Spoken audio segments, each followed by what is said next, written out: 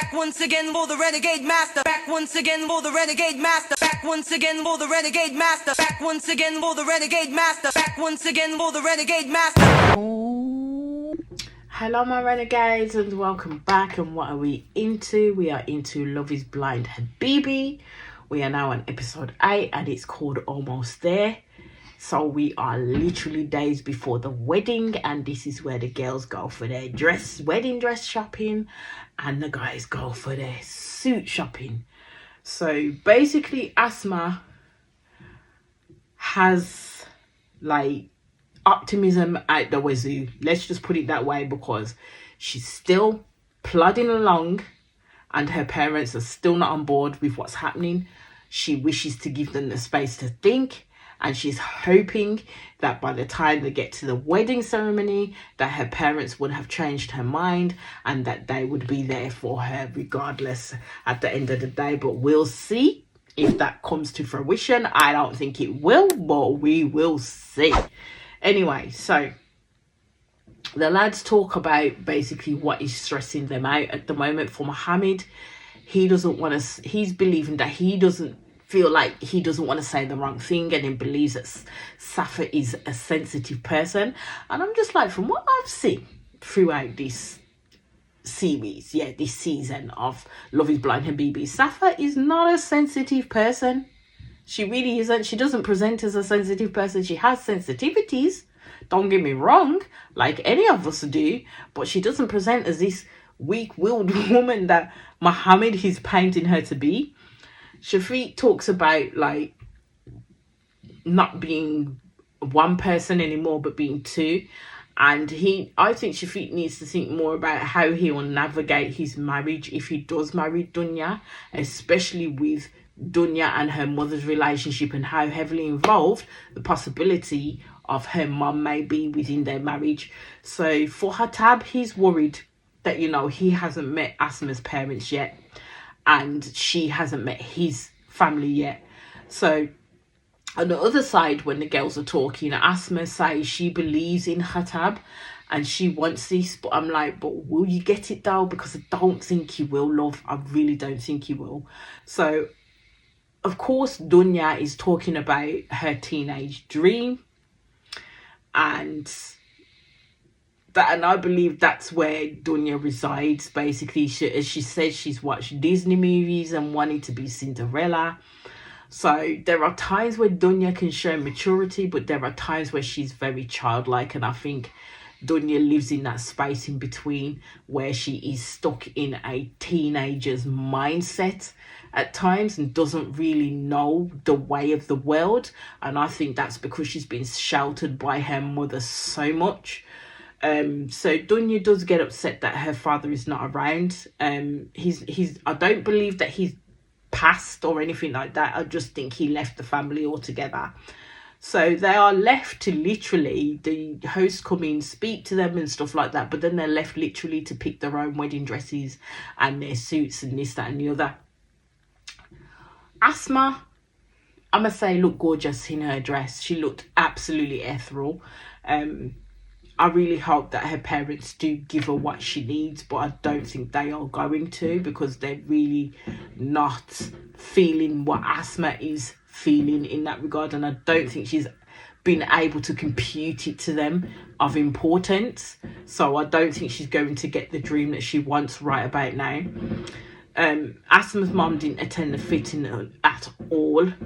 She was hoping that she would be there, and she's still on the optimism that it will work out. But Asma did have a sister there with that. Hatap says that he's scared but optimistic at the same time. So him and Asma are both on the same lines, same vein, in terms of hoping that the parents will come around in time for them to get what it is that they want at the end of the day.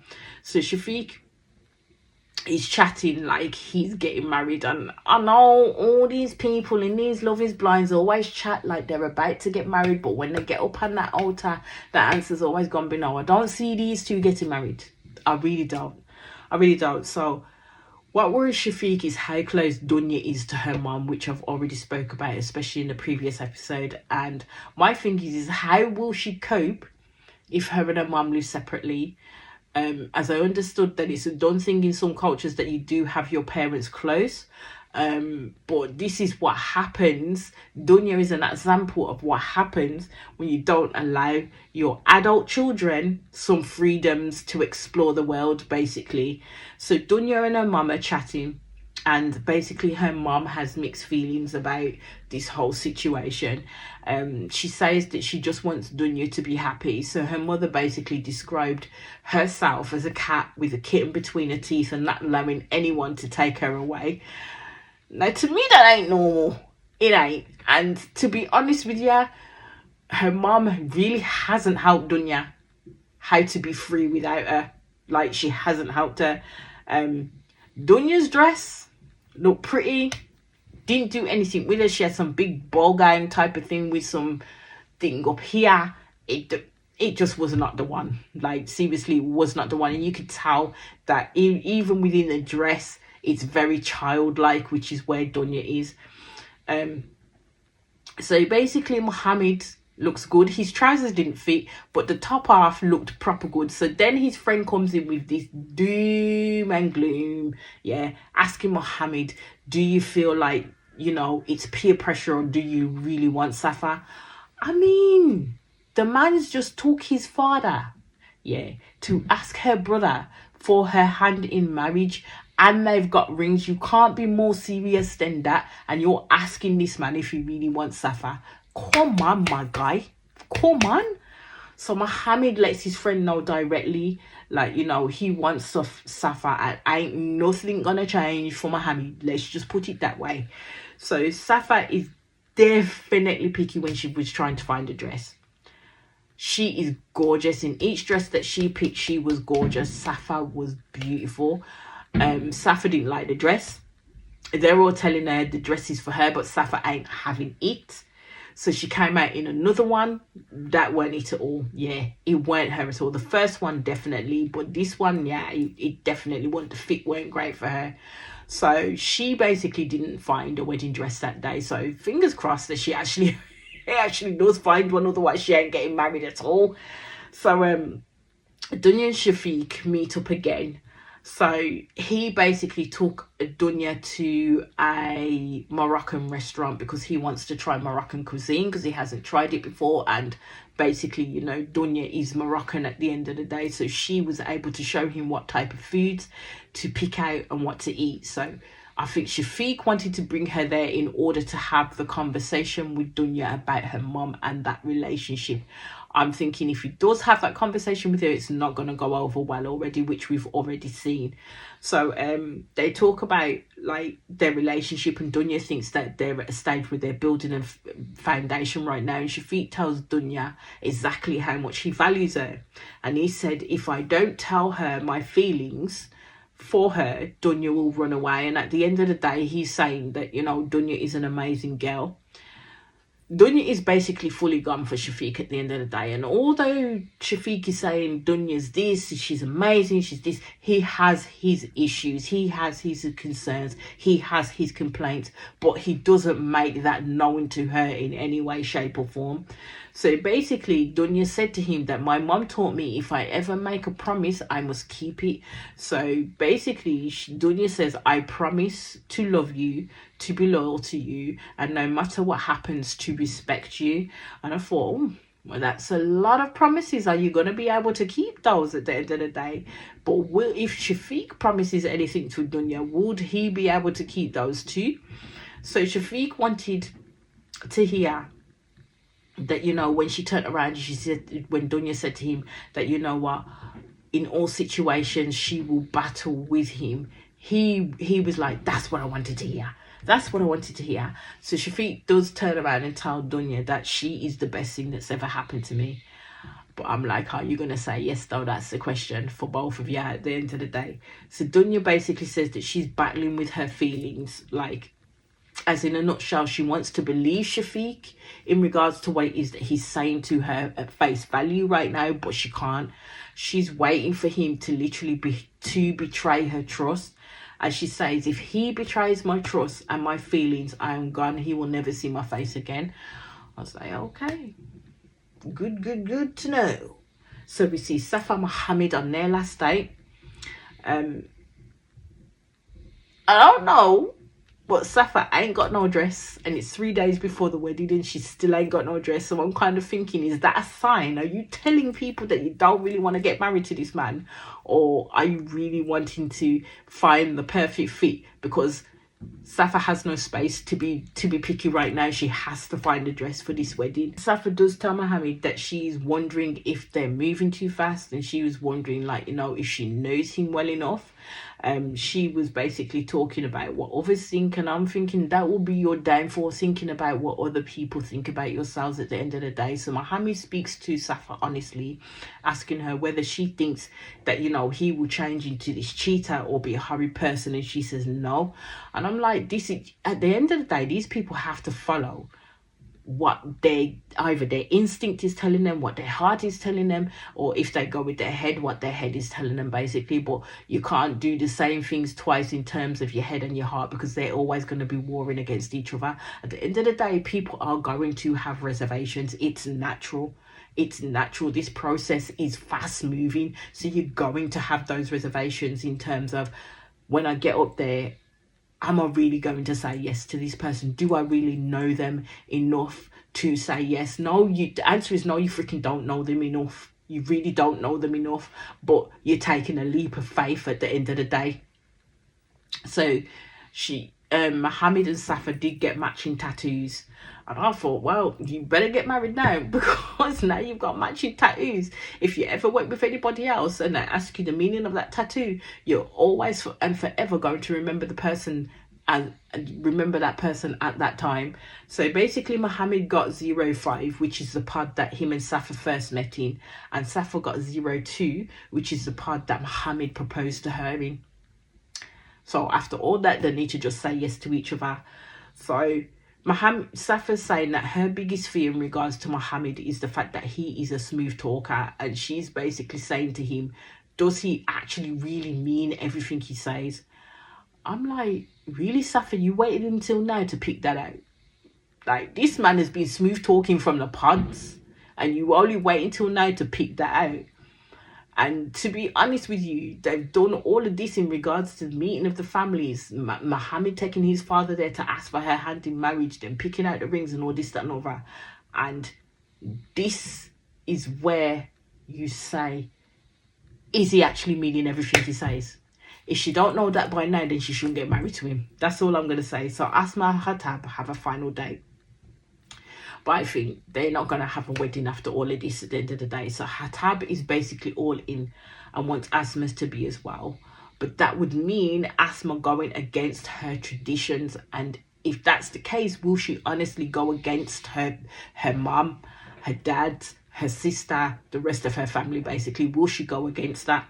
So Asma does fully look like she's into Hatab, and makes me believe that she honestly does want him at this point. She said that she talked to her parents and they said to her that, I trust your choice. Yes, they have customs and traditions, and she talks about, yes, there are rules and all that, but she actually gave him good news that said that if Hatab wants to talk to her parents, then they are saying that they're more than welcome to hear from him. But they're no closer to like getting a blessing for the wedding in any way, shape or form. Hatab don't care about that bit. He's happy. He's happy that the parents want to talk to him. And Asma appears happy. So that's all there is to say with these two, I'm afraid. So it's one day before the wedding. So the girls have a henna party, basically. Asma doesn't have a wedding ring, and that was brought up by Safa's mum, I believe. And basically, she said that Hatab wanted to propose to her in the presence of their parents, so neither of them have rings at this moment in time. So basically, that's not been able to come to fruition because Asma's parents have put the blockades in place, the barriers in place, basically. So Asma still doesn't know if her parents will come. and give her what she wants in order for her to get married to Hatab. So they literally hold Asma's happiness in their hands. So each of them like have their own backgrounds and culture in regards to how they would get ready for their weddings. So it's basically lovely to see in regards to what they would do, what they do in preparation before their wedding. So Safa is Iraqi and Dunya is Moroccan and Saudi. Asma is Egyptian. And then we get to see one of the people walking, one of the girls walking, and I was like, when they were showing the black dress and just the feet, I was like, please, Lord of God, don't make this be Noor, because she has no business being there, because from what I've seen from the previous episode, these girls don't like her. They really don't. They cannot abide that girl. But it wasn't. It was Karma. And I love Karma, basically. So it seemed as though Dunya had invited Karma to their henna party, basically. So you see the grooms get together in like a bath and for relaxation. So Hatab is talking about Asma's parents. He says that he's spoken to them on the phone, that they really like him, and it's literally just a waiting game now for them to. But I'm like, you literally only have one day to the wedding, so do they really think that that's going to happen, that they're going to get to a point of saying yes to their daughter getting married to someone that they haven't even met or spoken to or approved of yet? Hatab and Asma are literally living on wheels, let's just put it that way. So Shafiq says to Mohammed that he's basically 1,000% sure him and Dunya will say yes. I'm 1,000% sure that these two will say no. They're not ready to get married at all. They're too immature at this point. They need to get to know each other more, and for that they need more time. I don't see them getting married at the end of the day. When we go back to the girls, you see that they do have someone there that is going to do a divination to basically see the future. So Dunya goes over for a reading, and I was like, why would you do that now? Like, honestly, well and truly, why would you do that now? So basically the woman says to Dunya that like, you have an obstacle in a way, and she said, beware of those around you and those around your husband. She says your husband is like from the gentle sex, and I was like, what the fuck does that mean? So basically what she meant by that, when Dunya did ask her, is that women, he has an affinity to a lot of women, basically. So what she's saying is that Shafiq is a serial flirt, which we already knew this, to be honest with you. We knew this. I was just like, at this point, this woman just came to just cast doubt on Dunya already, when she's got bags of it already. It wasn't needed, but hey ho, this is how it's being played out. So Asma goes for her henna, and you see one of Asma's friends does join her. It's not one of the ones that she took to in a desert the first time. It's a different friend, a friend that she's very, very close to, and who will be going to the wedding as well. So Asma does speak about Hatab, and she speaks so well of him that I'm like, okay, I'm confident that she's in it for keeps this time around. We go back to the guys, and you see like the drummers and the bagpipes and everybody come in, and you see I think it's Hatab's friend Guido comes in, gorgeous looking man, let's just put it this way, gorgeous dancing looking man. And then of course leading the battalion into the room would be Amar. Of course he would be there, like seriously, because all I hope is he doesn't mess with Shafiq's head with his toxic bullshit. But I think Shafiq is already on par to what Amar thinks anyway at the end of the day when it comes to women. It's split between the girls' henna party and the lads' party at the baths, and you see the girls starting to dance, and they've like brought in a belly dancer, and you know that Karma will be in her realm when it comes to being a belly dancer, because you can see her shoulders going and she's leaning back with the belly dancer. Now when we go to the men's beat, Amar said he don't dance. This man was front and center, popping his lock like he had no key. Let's just put it that way. So this man is a Ross. Yeah, he does dance. He does. So we get to the wedding day. So the first wedding day that comes up is Asma and Hatab. I'm just like, will they be able to see it through to the end now? because especially because we now know that her parents haven't turned up. Yeah, it's only been a month since they've gotten to know each other. Asma's still waiting for that moment that her parents suddenly walk through the gate. Let's just put it this way, yeah, they don't, and you see Asma look to where her parents should have been sitting, because at least if they were sitting there, at least if they didn't physically see Hatab as and when into part of their tradition, at least if they were sitting there at the wedding, it would have been an acknowledgement of, we give you our blessing, you do this, you get married to the man that you want. They weren't there, so we already knew that Asma was not going to be able to go through with this. Their speeches were both good. We do know that in this one there is a sheikh, as they have upstairs, that will perform the official marriage, in terms of them signing the documents, and it will be formalized then and there, basically. So this ain't no, we will do the wedding documents and sign it at a later date. This is a, you will say I do here, and once you do, you will go upstairs, be officially married, and be married in the eyes of like their culture and their religion, basically. So they'll be married at the end of the day. This ain't no foolish thing, they'll be married. But it did end on the host, because the host come and tell them, they get them to speak their words to each other, and we don't know at that point whether Asma or Hatab was going to say yes, because I think that Asma first, and she hadn't given an answer, so that's where that episode ended.